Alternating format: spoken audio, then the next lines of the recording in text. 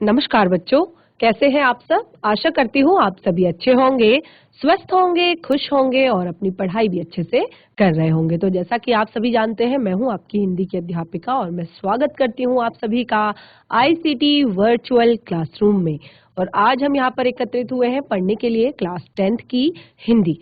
Class 10th की हिंदी में जैसे कि आप सभी को पता है, हमारी 2019 का जो सैंपल पेपर था वो कंप्लीट हो गया था हमारे पिछले सेशन में, और आज हम 2020 का जो हमारा सैंपल पेपर है उसे सॉल्व करेंगे। और उसका भी हमने शुरुआत जो है अपठित गद्यांश जो है वो हमने पढ़ा, और आज हम उससे कंटिन्यू करेंगे, उसके प्रश्नोत्तर करेंगे। तो आप सभी की परीक्षा की तैयारी जो है वो बहुत अच्छे से चल रही होगी। आपको अगर किसी भी पाठ में, हिंदी के किसी भी चैप्टर में, किसी कविता में या हिंदी व्याकरण से जुड़ा हुआ अगर कोई डाउट है तो आप क्लियर कर सकते हैं, आप यहाँ पर पूछ सकते हैं। तो हम चलते हैं स्मार्ट बोर्ड की तरफ, शुरू करते हैं आज का सेशन। सभी बच्चे ध्यान पूर्वक पढ़ेंगे और समझेंगे। हमारा जो पिछला सेशन था उसमें हमने यहाँ पर प्रश्न एक जो हमारा 2020 का जो हमारा सैंपल पेपर था इसका हमने शुरू किया था, और इसको हमने सारी चीजें इसमें पढ़ी थी, सेम सारी चीजें वही, पूर्णांक, समय, निर्देश, और सबसे पहला प्रश्न जो आपका है अपठित गद्यांश। तो इस गद्यांश को हम पहले पढ़ चुके थे, एक बार और फिर से रिवाइज करेंगे, एक बार फिर से पढ़ेंगे, फिर जाकर इसके प्रश्नों के उत्तर हम यहाँ पर पढ़ेंगे। और समझ चुके हैं हम इसको बहुत अच्छे से अपने पिछले सेशन में।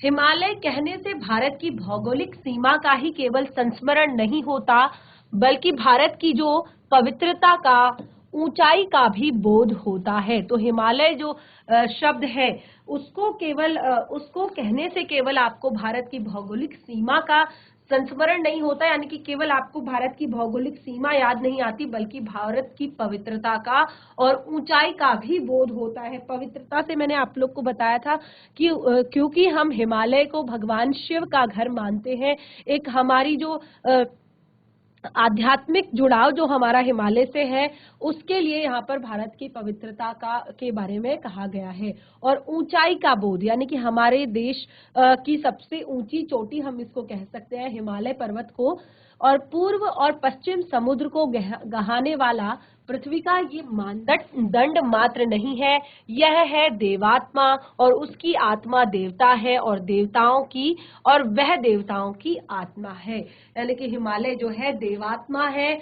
और उसकी जो आत्मा है वह देवताओं की आत्मा है।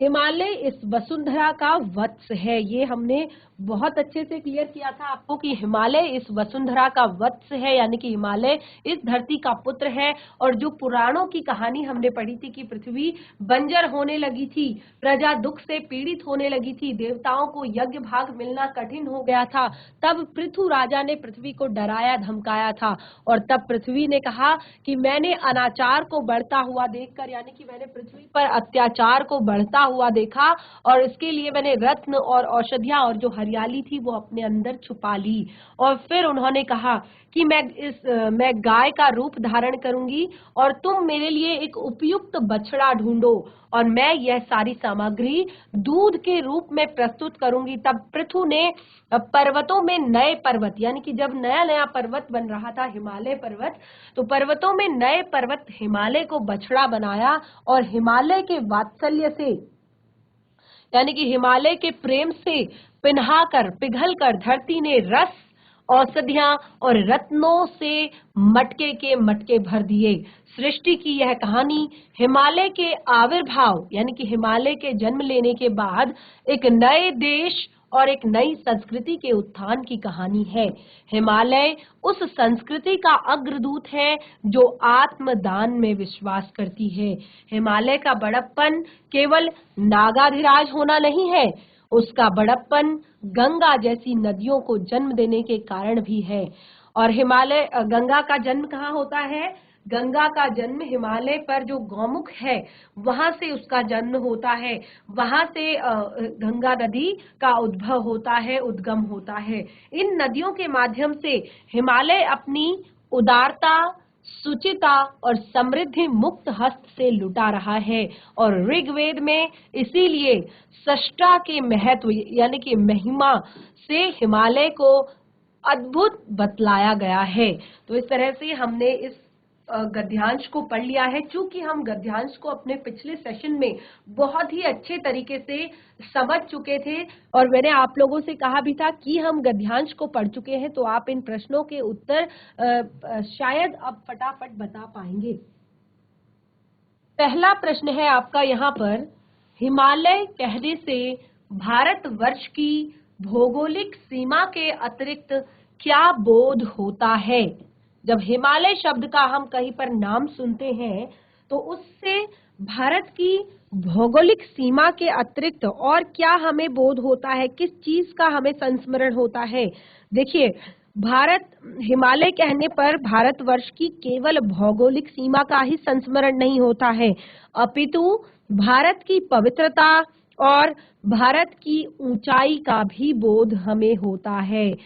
जो भारत की पवित्रता है और भारत की जो ऊंचाई है, इसका भी हमें बोध होता है। तो इस तरह से आप सही और सटीक उत्तर आप इस प्रश्न के उत्तर में लिखेंगे। अगला प्रश्न है प्रश्न ग, पृथु राजा ने पृथ्वी को क्यों डराया धमकाया? जो पृथु राजा थे उन्होंने पृथ्वी को क्यों डराया? देखिए, पृथु राजा ने जो पृथ्वी को धमकाया था, डराया था, वो क्यों डराया धमकाया था? क्योंकि जो पृथ्वी है वो क्या हो गई थी, वो बंजर होने लगी थी। पृथ्वी धीरे धीरे बंजर होने लगी थी और इसी कारण जो प्रजा थी वो दुख से पीड़ित होने लगी थी। देवताओं को यज्ञ भाग नहीं मिल पा रहे थे, यज्ञ भाग मिलना कठिन हो गया था और इसी कारण जो राजा पृथु थे उन्होंने पृथ्वी को डराया और धमकाया था। अगला प्रश्न है प्रश्न नंबर ग, हिमालय कौन सी संस्कृति का अग्रदूत है? जो हिमालय है वो कौन सी संस्कृति का अग्रदूत है? हिमालय कौन सी संस्कृति का अग्रदूत है? तो यहाँ पर हमें बताया है कि हिमालय जो है वो आत्मदान की संस्कृति का अग्रदूत है। देखिए, आपने अंतिम पंक्ति यहाँ पर पढ़ी है हिमालय के बारे में कि हिमालय का बड़प्पन केवल देखिए, हिमालय ऋग्वेद में इसीलिए जो ये शिष्टा का के महत्व के बारे में बताया गया है, तो उसमें बताया गया है कि जो हिमालय है वो अद्भुत है और इसमें हिमालय अपनी उदारता, शुचिता और समृद्धि को मुक्त हस्त से लुटा रहा है। और हिमालय के आविर्भाव के बाद ही जब एक नए देश और एक नई संस्कृति के उत्थान की कहानी ये बनी, तो उसी संस्कृति का हिमालय अग्रदूत है जो कि आत्मदान में विश्वास रखती है। कौन सी संस्कृति है? जो आत्मदान में विश्वास रखती है। अगला प्रश्न है, हिमालय का बड़प्पन किस रूप में है? तो आप यहाँ पर अंतिम पैराग्राफ देख सकते हैं इस गद्यांश का। हिमालय का बड़प्पन केवल नागाधिराज होने के कारण नहीं है, उसका बड़प्पन है गंगा जैसी नदियों को जन्म देने के कारण। और इन्हीं नदियों के माध्यम से हिमालय अपनी उदारता, शुचिता और समृद्धि को मुक्त हस्त से लुटा रहा है। जैसे कि आप देख सकते हैं, हिमालय का जो गंगा का उद्गम स्थल है वो हिमालय पर गौमुख से है और हिमालय अपनी इन्हीं नदियों को जन्म देने के कारण, क्योंकि हिमालय ने इन नदियों को जन्म दिया है और यही नदियां क्या करती हैं, पूरे देश में सुख, समृद्धि और धन वैभव का विकास करती है। पूरे आप देख सकते हैं जो गंगा का पानी है, गंगा सबसे लंबी नदी कही जाती है पूरे देश में। तो जहां भी गंगा नदी का जल जाता है तो लोग सबसे पहले तो आध्यात्मिक जुड़ाव भी उसके साथ रखते हैं और उसके बाद कृषि हेतु भी उससे बहुत ज्यादा लाभ लोगों को होता है, बहुत ज्यादा फायदा होता है। तो हिमालय ये सारी चीजों के लिए कहा जा सकता है कि हिमालय के माध्यम से ही, नदियों के माध्यम से ही हिमालय अपनी उदारता, शुचिता और समृद्धि को पूरे विश्व भर में, पूरे देश भर में मुक्त हस्त से लुटा रहा है। तो इस तरह से हमने यहाँ पर प्रश्न 4 तक कंप्लीट कर लिया है। प्रश्न 5, आप जब भी गद्यांश को पढ़ते हैं तो ध्यान पूर्वक आपने गद्यांश को पढ़ना है, क्योंकि आपके हर गद्यांश में एक महत्वपूर्ण प्रश्न आता है। उपर्युक्त गद्यांश का उपयुक्त शीर्षक लिखिए। जो आपको गद्यांश यहाँ पर दिया गया है उसका आपको एक उपयुक्त शीर्षक लिखना है। देखिए, तो उपयुक्त शीर्षक आपने बहुत अच्छे से इस गद्यांश को पढ़ा, सारी चीजें आपने समझी कि किसके बारे में ये पूरा गद्यांश बनाया गया है। तो देखिए, आप अपने अपने सुझाव हमें दे सकते हैं, चैट के माध्यम से दे सकते हैं या फिर आप डायरेक्ट भी दे सकते हैं। मैं अपनी तरफ से जो मेरा सुझाव है, जो मुझे लगता है कि ये इसका सही और सटीक उत्तर हो सकता है, ये मैं आपको यहाँ पर लिख देती हूँ। देवात्मा हिमालय का महत्व, ये हम इसका एक उपयुक्त शीर्षक कह सकते हैं। लेकिन क्योंकि आप सभी ने भी बहुत अच्छे से इसको पढ़ा है, तो आप सभी भी अपना अलग अलग तरह का यहाँ पर उत्तर दे सकते हैं, लेकिन उत्तर आपका सही होना चाहिए। तो ये हमारा पहला प्रश्न कंप्लीट होता है, जो हमारा यहाँ पर सैंपल पेपर है 2020 का, 2020 का। अगला प्रश्न है प्रश्न नंबर 2। तो प्रश्न नंबर 2 आपका यहाँ पर है, दिए गए संकेत बिंदुओं के आधार पर किसी एक विषय पर लगभग 250 शब्दों में निबंध लिखिए। तो ये चीज मैं आपको बार बार कह रही हूँ, पिछले सैंपल पेपर को शुरू करते वक्त भी मैंने आप लोगों से कहा था कि जब भी आप निबंध लिखें तो सबसे पहले तो आप शब्दों की लिमिट जान लीजिए।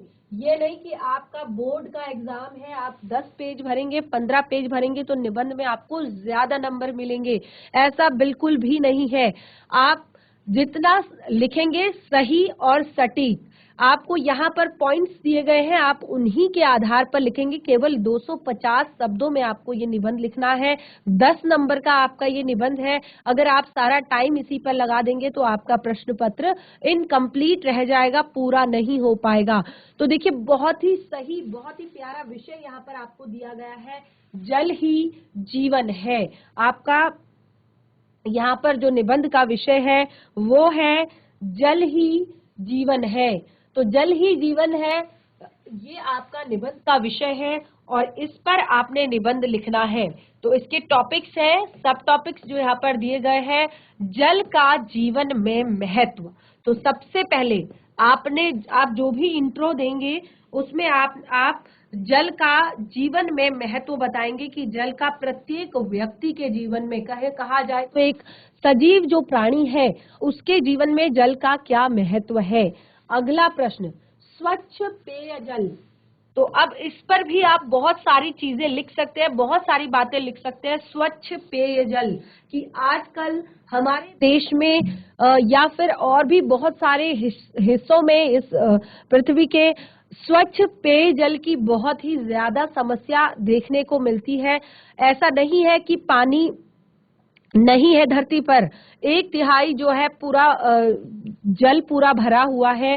केवल 1% हमारे देश में लैंड है, यानी कि धरती है हमारे विश्व में।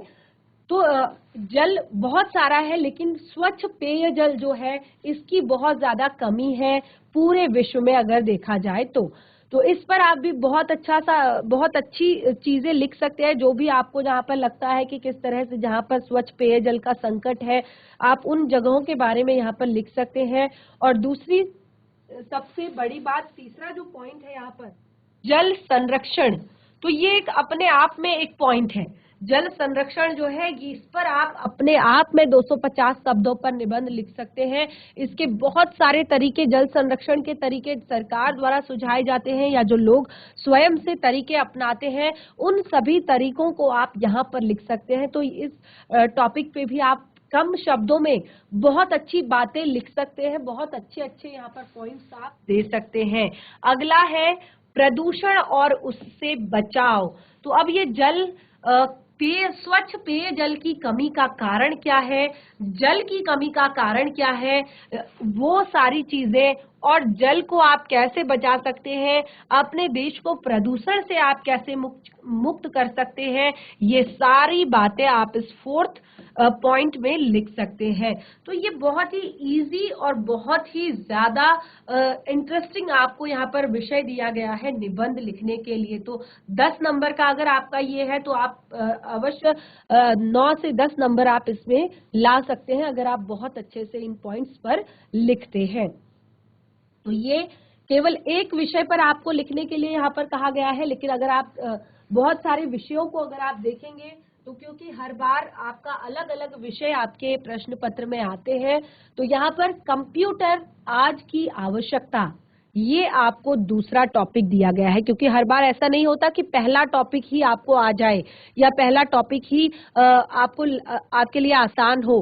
तो कई बार आपको इन दोनों में से ही यहाँ पर चूज करने के लिए कहा गया है। तो किसी बच्चे को पहला टॉपिक आ जाता है, किसी को दूसरा आता है, किसी को दूसरा नहीं आता तो किसी को पहला आता है। तो इस तरह से क्योंकि हम तैयारी कर रहे हैं परीक्षा की, तो हमने सारी चीजें पढ़नी है, सारी चीजें हमने कंप्लीट करनी है। कंप्यूटर आज की आवश्यकता, बहुत ही ज्यादा इंटरेस्टिंग टॉपिक यहाँ पर दिया गया है, कंप्यूटर आज की आवश्यकता। इस पर आपने 250 शब्दों में निबंध लिखना है और आप देख सकते हैं सब टॉपिक्स आपको यहाँ पर दिए गए हैं। सबसे पहले प्रस्तावना, यानी कि आप इस पर बताएंगे कि कंप्यूटर की खोज कैसे हुई, किस तरह से कंप्यूटर बना, किस तरह से अलग अलग तरह के कंप्यूटर होते हैं, किस तरह से सबसे पहले कंप्यूटर का प्रयोग किया गया था। ये सारी चीजें, सारी बातें आप कंप्यूटर के बारे में इस प्रस्तावना में यानी कि इंट्रोडक्शन में आप दे सकते हैं। अगला यहाँ पर टॉपिक आपका दिया गया है कंप्यूटर का विकास। और तो जब हमने कहा कि कंप्यूटर किस तरह से बना, तो किस किस तरह से कंप्यूटर बना, पहले कौन से कंप्यूटर चलते थे, फिर किस तरह के कंप्यूटर चले, और आज के टाइम में हम किस किस तरह के कंप्यूटर देखते हैं और बाजार में उपलब्ध है। तो कंप्यूटर का विकास किस तरह से हुआ, ये सारी चीजें आप इसमें बहुत अच्छे से लिख सकते हैं। अगर आपने क्लास 6 से लेकर 10th तक 6 से लेकर 10th तक आपने अगर कंप्यूटर की बुक पढ़ी है, क्योंकि एक्स्ट्रा ये आपकी बुक होती है एक कंप्यूटर के बारे में, या 9th में भी आपने अगर कंप्यूटर के बारे में पढ़ा है, तो बहुत अच्छे से आप इस निबंध को बिल्कुल क्लियर शब्दों में, आसान शब्दों में और बहुत ही महत्वपूर्ण बातों के साथ लिख सकते हैं कंप्यूटर का विकास किस तरह से हुआ। अगला यहाँ पर बहुत ही ज्यादा महत्वपूर्ण टॉपिक है कंप्यूटर की उपयोगिता।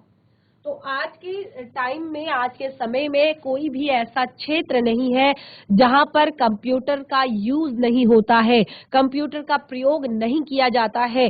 चाहे वो शिक्षा का क्षेत्र हो, चाहे वो चिकित्सा का क्षेत्र हो, चाहे वो बैंकिंग हो, चाहे वो कृषि से जुड़ा हुआ क्षेत्र हो, हर क्षेत्र में, चाहे मौसम विभाग से जुड़ा हुआ क्षेत्र, हर क्षेत्र में आपको कंप्यूटर का यूज देखने को मिलता है, कंप्यूटर का उपयोग देखने को मिलता है। तो कंप्यूटर की कितनी अधिक उपयोगिता है, वो सारी बातें आप इसमें लिख सकते हैं अपने नंबर 3rd पॉइंट में। तो अब इसके बाद नंबर 4 पॉइंट उपसंहार। उपसंहार में आप बता सकते हैं कि किस तरह से ये सारी चीजों का, कंप्यूटर के विकास, कंप्यूटर की उपयोगिता और कंप्यूटर के बनने से लेकर कंप्यूटर के क्या क्या और भी आगे चीजें हो सकती है कंप्यूटर से, और कितना लाभदायक है हमारे लिए कंप्यूटर, ये सारी चीजें आप उपसंहार में लिखकर इस टॉपिक को समाप्त कर सकते हैं। तो बहुत ही ज्यादा इजी अगर कहा जाए, 2020 का जो ये पेपर है, बहुत ही इजी यहाँ पर दोनों ही निबंध दिए गए हैं। जल ही जीवन है और कंप्यूटर की आवश्यकता, बहुत ही ज्यादा सरल ये दोनों ही निबंध यहाँ पर दिए गए हैं। लेकिन हर बार आपको ऐसा नहीं होता कि ज्यादा सरल यहाँ पर निबंध दिए जाए, तो आपको सारे जितने भी हम सैंपल पेपर कराएंगे सभी में आपको निबंध देखना है कि कौन कौन से निबंध किस बार आए हुए हैं, कौन कौन सा टॉपिक हमारा ज्यादा महत्वपूर्ण है और किस किस में हम क्या चीज हमें पढ़नी है। अगला प्रश्न नंबर 3, ये नंबर 2 हमारा प्रश्न यहाँ पर कंप्लीट हो चुका है। नंबर 3 प्रश्न हम करेंगे, विद्यालय में प्रथम स्थान पाने पर अपने मित्र को बधाई देते हुए एक पत्र लिखिए। आपका नाम काल्पनिक क ख ग है। ये आपका एक ऑप्शन है। इसमें अगला, नगर निगम अधिकारी को पत्र लिखिए, आपके क्षेत्र में सड़कों पर बहुत सा पानी जमा हो गया है जिससे मलेरिया फैलने का डर है। आपका नाम क ख ग है। तो देखिए, दो यहाँ पर पत्र दिए गए हैं। नंबर 3 आपका जो प्रश्न है वो आपको पत्र लेखन से आपका आया हुआ है। और जैसे कि मैंने आपको बताया, पत्र कितने टाइप के होते हैं? पत्र आपके दो तरह के होते हैं, एक आपका औपचारिक पत्र, एक आपका अनौपचारिक पत्र। तो जब भी आप किसी कार्यालय से संबंधित पत्र लिखते हैं, व्यवसाय से जुड़ा हुआ पत्र लिखते हैं या कोई प्रार्थना पत्र लिखते हैं, तो ये सारे पत्र आपके औपचारिक पत्रों के अंतर्गत आते हैं।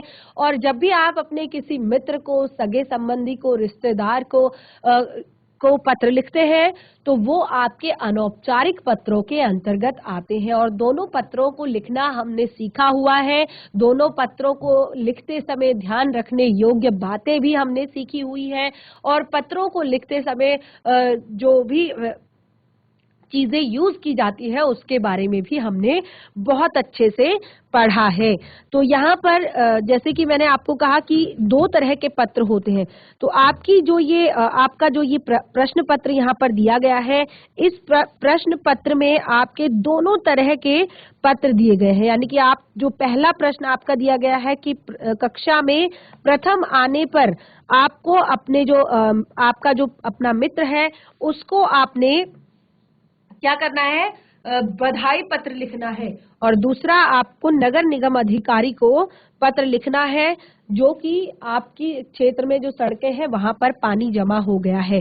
तो आप किस तरह से यहाँ पर पत्र लिखेंगे? देखिए, सबसे पहले जैसे कि मैंने कहा, पहला पत्र आपका अनौपचारिक पत्र है क्योंकि ये आप अपने मित्र को लिख रहे हैं। तो हमने दोनों तरह के पत्रों को पत्रों के बारे में आपको बताया। तो अगर आप अपने मित्र को पत्र लिखते हैं तो सबसे पहले देखिए, आपको लिखना होगा एड्रेस, यानी कि जहां पर भी आप रह रहे हैं वहां का, और उसके बाद आप दिनांक, फिर आप करेंगे स्थान और तिथि आप सबसे पहले लिखेंगे, उसके बाद आप दिनांक लिखेंगे, उसके बाद आप संबोधन करेंगे। तो क्योंकि आप अपने मित्र को लिख रहे हैं तो संबोधन में आप लिख सकते हैं प्रिय मित्र, और उसका नाम आप डाल सकते हैं।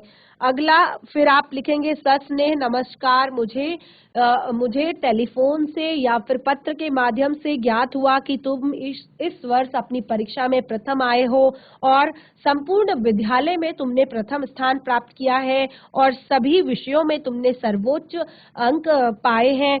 और इस कार्य से तुमने अपने माता पिता, अपने गुरुजनों को गौरवान्वित किया है। इससे मैं इस बात से बहुत ही ज्यादा प्रसन्न हूं और इसके लिए मैं तुम्हें ढेर सारी बधाइयां एवं शुभकामनाएं देना चाहता हूं कि तुम इसी तरह से अपने कुल का नाम, अपने माता पिता का नाम, अपने गुरुजनों का नाम रोशन करते रहो। और इसी तरह शिक्षा के क्षेत्र में हो या जो भी तुम जिस क्षेत्र में जाना चाहते हो उस क्षेत्र में तुम प्रगति के पथ की ओर अग्रसर रहो। और मेरी तरफ से तुम अपने माता पिता व परिवार बंधुओं को बहुत बहुत बधाई और सप्रेम नमस्कार तुम करना। तो इस तरह से आप अपने मित्र को बधाई देते हुए एक पत्र लिख सकते हो। फिर उसके बाद आप अपना नाम, यानी कि तुम्हारा प्रिय मित्र क ख ग और धन्यवाद लिखकर आप इस पत्र को समाप्त कर सकते हैं। अगला यहाँ पर आप देख सकते हैं, नगर निगम अधिकारी को पत्र लिखना है, यानी कि ये आपका औपचारिक पत्र है। तो सेम आपको औपचारिक पत्र जब आप लिखेंगे तो उसमें सबसे पहले सेम चीज, स्थान और तिथि आप लिखेंगे, फिर आप संबोधन लिखेंगे। इसमें आप अभिवादन नहीं करेंगे क्योंकि जो भी व्यावसायिक पत्र होते हैं इसमें अभिवादन शब्द नहीं लिखा जाता है, क्योंकि इसमें आप डायरेक्ट लिखेंगे जो भी आपके नगर निगम अधिकारी, और आप अपने शहर का नाम लिख सकते हैं, अपने क्षेत्र का नाम लिख सकते हैं। फिर आप संबोधन करेंगे और विषय डालेंगे नीचे। विषय में आप लिखेंगे सड़कों पर पानी जमा होने के कारण मलेरिया फैलने का डर मलेरिया फैलने के विषय में। तो इस तरह से आप लिखेंगे।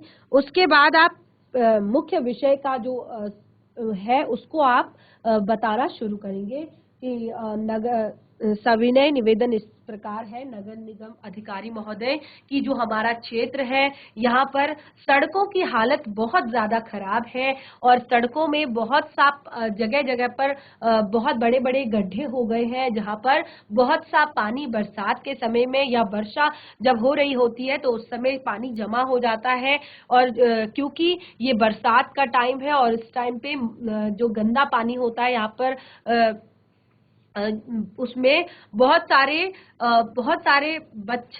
मच्छर और अन्य बैक्टीरिया, अन्य बीमारी फैलाने वाले जो बैक्टीरिया होते हैं वो पैदा होने लगे हैं और मलेरिया फैलने का डर पूरे शहर में बना हुआ है। और कई बार कई लोग ऐसी जगह पर जो अनजान होते हैं, पहली बार वहां पर से गुजरते हैं, तो कई बार एक्सीडेंट्स भी इन रोड पे हो जाते हैं जहां पर पानी भरा रहता है। लोगों को बहुत ज्यादा दिक्कतों का सामना करना पड़ रहा है, बहुत ज्यादा परेशानी का सामना करना पड़ रहा है। तो इसके लिए कृपया आप इन सड़कों की मरम्मत करवाने का कष्ट करें और इसके लिए आगे कार्यवाही करें। तो इस तरह आप अपने पत्र को समाप्त कर सकते हैं और आप प्रार्थी लिखकर आप अपने पत्र को समाप्त कर सकते हैं, अपना नाम डाल सकते हैं, हस्ताक्षर आप लिख सकते हैं या जो भी भविदय या फिर निवेदक कुछ भी आप यहाँ पर लिख सकते हैं। तो इस तरह से हमने यहाँ पर दोनों तरह के पत्र पढ़ लिए हैं। तो जिस भी तरह का आपको पत्र आता है, सबसे पहले जैसे कि मैंने कहा आपको पता होना चाहिए कि आपका पत्र औपचारिक पत्र है या अनौपचारिक पत्र है। तो जिस भी तरह का आपको पत्र दिया जाता है आप उस पत्र को देखिए और उसके बाद आप प्रश्न पत्र को सॉल्व करना शुरू कीजिए, प्रश्न को सॉल्व करना शुरू कीजिए। अब हम हिंदी व्याकरण के हमारे सेशन में आ जाते हैं। हिंदी व्याकरण में आपको यहाँ पर मैं हर बार कहती हूँ क्योंकि हिंदी में भले ही आपके 2 से 4 नंबर के केवल प्रश्न आते हैं, लेकिन जो चीजें आपको यहाँ पर दी गई हैं ये बहुत ही ज्यादा महत्वपूर्ण है। आपके हर बार के प्रश्न पत्रों में भी आती हैं और आगे भी जब भी आप कोई प्रतियोगी परीक्षा देते हैं वहां पर भी आपको ये काम आती है। तो देखिए, निम्न वाक्यों में पद क्रियापद, निम्न वाक्यों में क्रियापद छांटकर क्रिया का भेद बताइए। आपने क्रियापद छांटना है और क्रिया का भेद बताना है। विद्यार्थी परीक्षा भवन में जा रहे हैं। विद्यार्थी परीक्षा भवन में जा रहे हैं। देखिए, यहाँ पर बताया गया है कि आपको क्रियापद छांटना है और क्रिया के भेद बताने हैं। बिल्कुल सेम प्रश्न, इसी तरह का प्रश्न आपको आपके 2019 का जो प्रश्न पत्र है उसमें भी आया हुआ है। तो क्योंकि क्रियापद छांटना है तो सबसे पहले आपको क्रिया की परिभाषा पता होनी चाहिए कि क्रिया होती क्या है और उसके भेद यहाँ पर बताने के लिए कहे गए हैं। तो आपको उसके सारे भेद क्लियर होने चाहिए। तो क्रियापद यानी कि किसी काम के करने या होने को क्रिया कहा जाता है। किसी काम के करने या होने को क्रिया कहा जाता है। तो ये है क्रिया। अब हमने क्रिया के भेद जानने हैं। तो आप यहाँ पर पढ़िए फिर से जो हमारा सेंटेंस दिया गया है, विद्यार्थी परीक्षा भवन में जा रहे हैं। तो जा रहे हैं, ये आपका जो शब्द है ये क्या है आपका? ये आपका क्रिया पद है, जा रहे हैं। और विद्यार्थी जा रहे हैं अगर यहाँ पर केवल लिखा गया होता तो ये कौन सी क्रिया होती? ये आपकी अकर्मक क्रिया होती। लेकिन क्योंकि यहाँ पर लिखा हुआ है विद्यार्थी परीक्षा भवन में जा रहे हैं, यानी कि यहाँ पर कर्म जो है वो उपलब्ध है। तो जहां पर कर्म उपलब्ध होता है वो कौन सी क्रिया होती है? वो सकर्मक क्रिया होती है। वो क्या होती है? सकर्मक क्रिया। कौन सी क्रिया होती है वो? सकर्मक क्रिया। तो यहाँ पर हमने दोनों उत्तर लिख दिए। क्रियापद हमने छाटा, जा रहे हैं, और क्रिया का भेद है सकर्मक क्रिया। तो इसी तरह अगला प्रश्न है, वह पानी पी रहा है, वह पानी पी रहा है। तो बिल्कुल सेम सेम इसका भी उत्तर आपका यहाँ पर आएगा, वह पानी पी रहा है। तो पी रहा है, खा रहा है, सो रहा है, चल रहा है, पढ़ रहा है, तो ये सारी चीजें क्या है, आपकी क्रिया है। आपको पता चल रहा है कि कोई काम यहाँ पर किया जा रहा है या कोई काम यहाँ पर हो रहा है। तो वह पानी पी रहा है, ये आपका क्या है, ये आपका क्रियापद है। सेम, पी रहा है ये क्रियापद है, और क्योंकि केवल यहाँ पर ये नहीं लिखा हुआ है कि वह पी रहा है, यहाँ पर लिखा है कि वह पानी पी रहा है, क्योंकि पानी जो है वो क्या है, कर्म है। पानी क्या है, कर्म है। तो सेम ये भी आपकी सकर्मक क्रिया होगी। तो दोनों ही हमने प्रश्न यहाँ पर कर लिए हैं, तो दोनों ही यहाँ पर सकर्मक क्रिया और क्रियापद भी हमने छांट लिया है। आपका क्रियापद इसमें है जा रहे हैं, और इसमें है आपका पी रहा है, और ये आपका दोनों ही सकर्मक क्रिया है। ठीक है, इस तरह से हमारा ये वाला प्रश्न कंप्लीट हुआ। अगला है यथा निर्देश उत्तर दीजिए। अब आपने जो निर्देश आगे पर लिखे गए हैं उन्हीं के अनुसार आपने उत्तर देना है। छात्र ध्यान पूर्वक पढ़ते हैं। देखिए, छात्र ध्यान पूर्वक पढ़ते हैं, क्रिया विशेषण छाट कर लिखिए। अब आपने यहाँ पर क्रिया विशेषण आपने यहाँ पर छाटना है। तो सबसे पहले तो आपको क्रिया पता होनी चाहिए कि क्रिया क्या है। तो सेम हमने प्रश्न ऊपर किया था कि किसी काम के करने या होने को क्रिया कहा जाता है। तो छात्र ध्यान पूर्वक पढ़ते हैं, पढ़ते हैं जैसे कि मैंने कहा, खाते हैं, चलते हैं, जाते हैं, खा रहा है, गा रहा है, सो रहा है, सब क्या है, क्रिया है। तो छात्र ध्यान पूर्वक पढ़ते हैं, या अध्यापिका पढ़ा रही है, या अध्यापिका लिखवा रही है, लिख रही है। तो पढ़ते हैं शब्द आपका क्रिया है। अब आपको क्रिया विशेषण बताना है। तो क्रिया विशेषण यानी कि क्रिया की विशेषता बताने वाले शब्दों को क्रिया विशेषण कहते हैं। देखिए, विशेषण संज्ञा और सर्वनाम की विशेषता बताने वाले शब्दों को विशेषण कहते हैं, क्रिया की विशेषता बताने वाले शब्दों को क्रिया विशेषण कहते हैं। यानी कि किसी व्यक्ति, वस्तु, नाम आदि की विशेषता जो बताता है या सर्वनाम की विशेषता को जो बताता है उसको हम केवल विशेषण कहते हैं। जैसे सीता अच्छी लड़की है, गीता बहुत अच्छा लिखती है। अब देखिए, बहुत अच्छा लिखती है, लिखती है और लड़की है।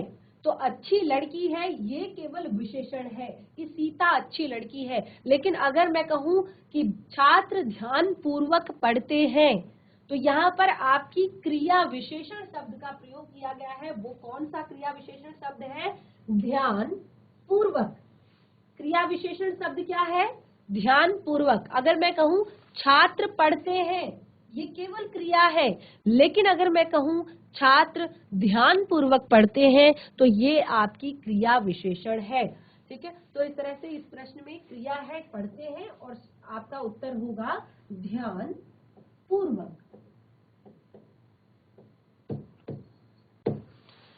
इसी तरह से अगला प्रश्न है, रेल से जाने की अपेक्षा तुम हवाई जहाज से चले जाओ।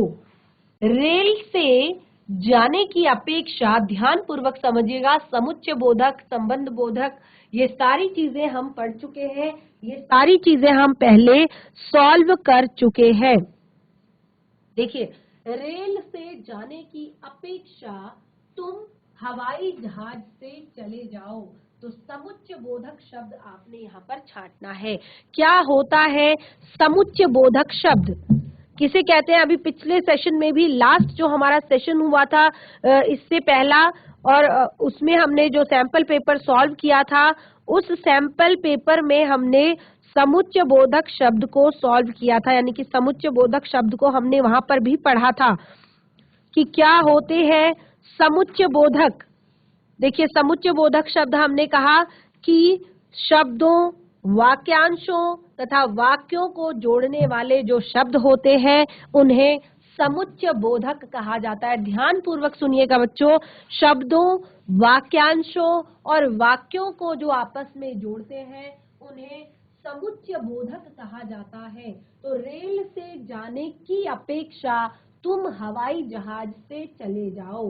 रेल से जाने की अपेक्षा तुम हवाई जहाज से चले जाओ।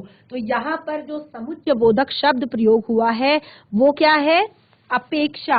क्योंकि जो अपेक्षा शब्द है वो एक वाक्य को दूसरे वाक्य से जोड़ने का काम कर रहा है। तो बिल्कुल, अगर आपको फिर से क्रिया विशेषण के भेदों को जानना है तो बच्चे आप मुझे बिल्कुल निश्चिंत होकर, निडर होकर मुझे कह सकते हैं कि मैम इसको प्लीज रिवाइज करवा दीजिए, आप इसको दोबारा बता दीजिए। क्योंकि ये टॉपिक आप देख सकते हैं बच्चे, यहाँ पर 2-2 नंबर का आपका ये प्रश्न आया हुआ है, यानी कि 4 नंबर आपको यहाँ पर पूरे पूरे मिलते हैं। अगर आप थोड़ा सा भी कहीं पर गड़बड़ करते हैं तो आपके नंबर यहाँ पर कट जाते हैं।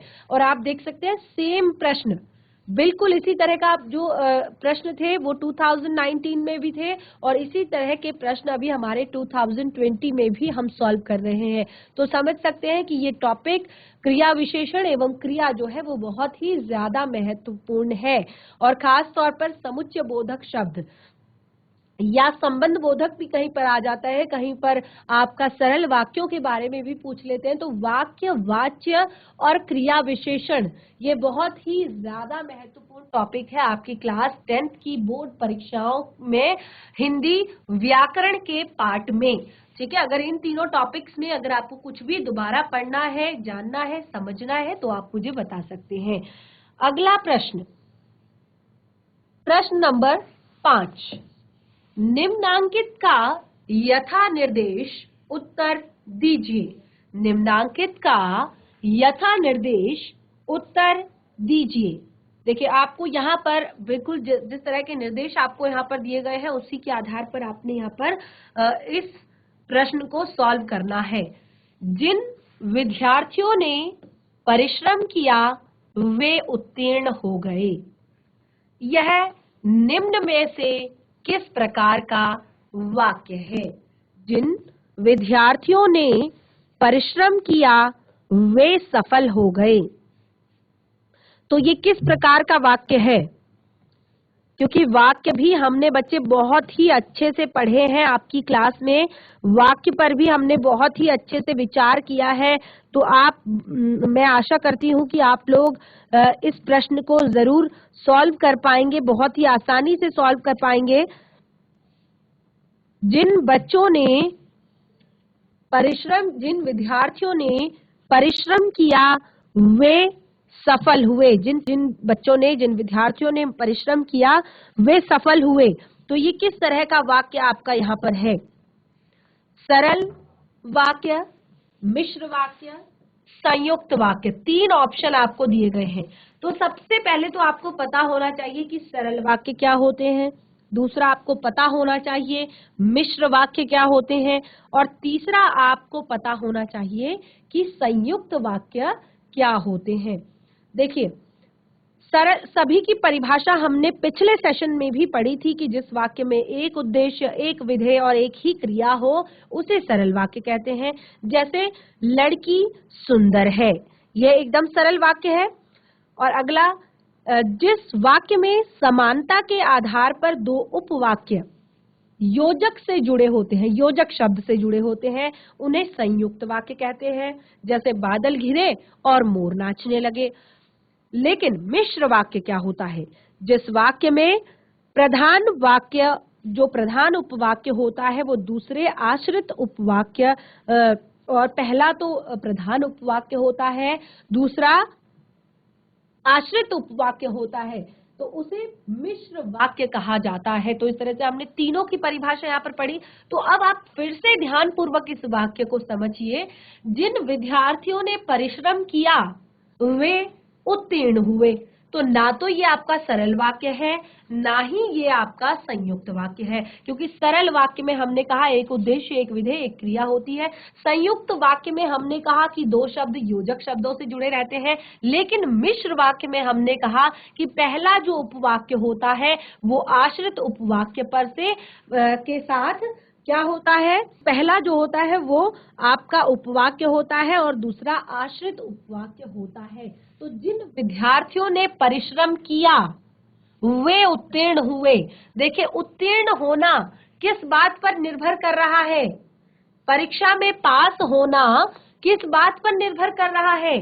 परिश्रम करने पर। तो यानी कि ये आपका आश्रित उपवाक्य है और ये आपका जो मूल उपवाक्य है। ठीक है, तो इस तरह से ये आपका प्रधान उपवाक्य है, ये आपका आश्रित उपवाक्य है। तो इस तरह से कहा जाएगा कि आपका सही उत्तर है मिश्र वाक्य। तो ये आपका मिश्र वाक्य है। ठीक है, इसी तरह से आगे बढ़ेंगे। निम्न में से प्रश्नवाचक वाक्य का चयन कीजिए। तो बहुत ही ज्यादा इजी है, आपको वाक्यों के बहुत सारे भेद मैंने बताए हैं। विधानवाचक, निषेधवाचक, संदेहवाचक, इच्छावाचक, प्रश्नवाचक, संकेतवाचक, आज्ञावाचक। और अब आपको इसमें से बताना है कि प्रश्नवाचक वाक्य क्या है। तो सबसे पहले आपको पता होना चाहिए कि प्रश्नवाचक वाक्य होते क्या हैं। तो जिन वाक्यों से आपको प्रश्न किए जाने का बोध हो, जिनसे आपको लगे कि हाँ यहाँ पर तो प्रश्न किया जा रहा है, तो पहले हम सारे सेंटेंसेस को पढ़ेंगे, तब जाकर हम यहाँ पर समझ पाएंगे। मोहन आज विद्यालय नहीं गया। मोहन आज विद्यालय नहीं गया। तो ये नहीं गया शब्द यहाँ पर प्रयोग किया गया है। तो ये आपका निषेधवाचक शब्द है, निषेधवाचक वाक्य है। ठीक है, अगला है वह समझदार है। तो ये आपका सरल वाक्य है, इसमें कोई भी दिक्कत यहाँ पर नहीं है, वह समझदार है। अगला, तुम क्या कर रहे हो? तुम क्या कर रहे हो? तो हमने यहाँ पर पढ़ा कि हमें प्रश्नवाचक वाक्य का चयन करना है। प्रश्नवाचक वाक्य वो होते हैं जिससे हमें किसी प्रश्न के पूछे जाने का बोध होता है। तो यहाँ पर साफ साफ हमें पता चल रहा है कि हमसे प्रश्न किया जा रहा है, तुम क्या कर रहे हो? तो प्रश्न किया जा रहा है, तो आपका सही उत्तर है नंबर 3, तुम क्या कर रहे हो। तो इस तरह से आपका यहाँ पर जो ये ख वाला जो हमारा पार्ट है वो भी हमारा कंप्लीट हो गया है। अगला जो हमारा ग और घ है, ध्यान पूर्वक देखिएगा। अशोक पुस्तक पढ़ता है, कर्म वाच्य में आपको बदलना है। बहुत अच्छे से हम वाच्य पढ़ चुके हैं। अगर आप चाहे तो इस प्रश्न का उत्तर कर सकते हैं, इसे फटाफट अपनी कॉपी में लिख लीजिए दोनों प्रश्नों को। अशोक पुस्तक पढ़ता है, अमित से दौड़ा नहीं जाता, कृत वाच्य में बदलना है। ध्यान पूर्वक समझिएगा, ऊपर वाले को कर्म वाच्य में बदलना है, नीचे वाले को कृत वाच्य में बदलना है। और सबसे पहले तो आपको ये पता होना चाहिए कि ये वाक्य कौन से वाच्य में लिखा गया है, और उसके बाद आप उसको कर्म वाच्य में किस तरह से बदलेंगे। दूसरा, सबसे पहले आपको पता होना चाहिए कि वाक्य किस वाच्य में लिखा गया है और उसके बाद आप उसको कृत वाच्य में कैसे बदलेंगे। तो आपने लिख लिया होगा अशोक पुस्तक पढ़ता है, ध्यान पूर्वक फटाफट लिखिए। अशोक पुस्तक पढ़ता है, कर्म वाच्य में बदलना है।